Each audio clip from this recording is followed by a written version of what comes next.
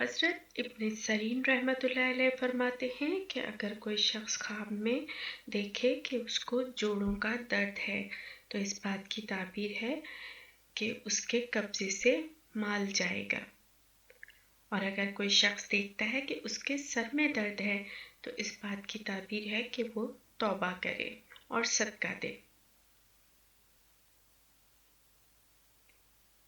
अगर कोई शख्स देखता है कि उसकी पेशानी में दर्द है तो इस बात की ताबीर है कि वो दीन में फसाद करेगा। और अगर किसी की आंख में दर्द है तो वो हक रास्ता देखेगा।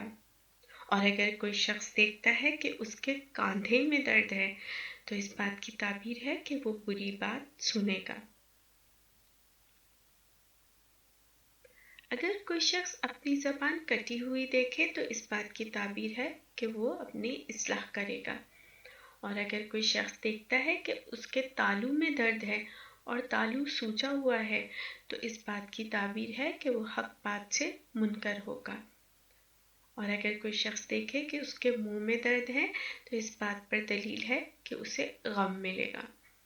और अगर कोई शख्स देखता है कि उसकी गर्दन में दर्द है तो इस बात की दलील है कि उसके ज़िम्मे जो अमानत होगी वो अदा नहीं करेगा। अगर कोई शख्स देखता है कि उसकी नाफ में दर्द है तो इस बात की ताबीर है कि वो अपने अहलो अयाल को सताएगा। और अगर कोई शख्स देखता है कि उसके पेट में दर्द हो रहा है तो इस बात की ताबीर है कि वो हराम माल खाएगा।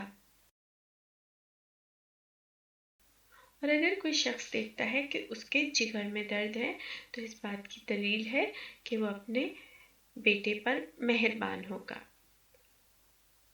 अगर कोई शख्स अपने हाथ में दर्द देखे तो इस बात की ताबीर है कि वो अपने हमसाए पर जुल्म करेगा।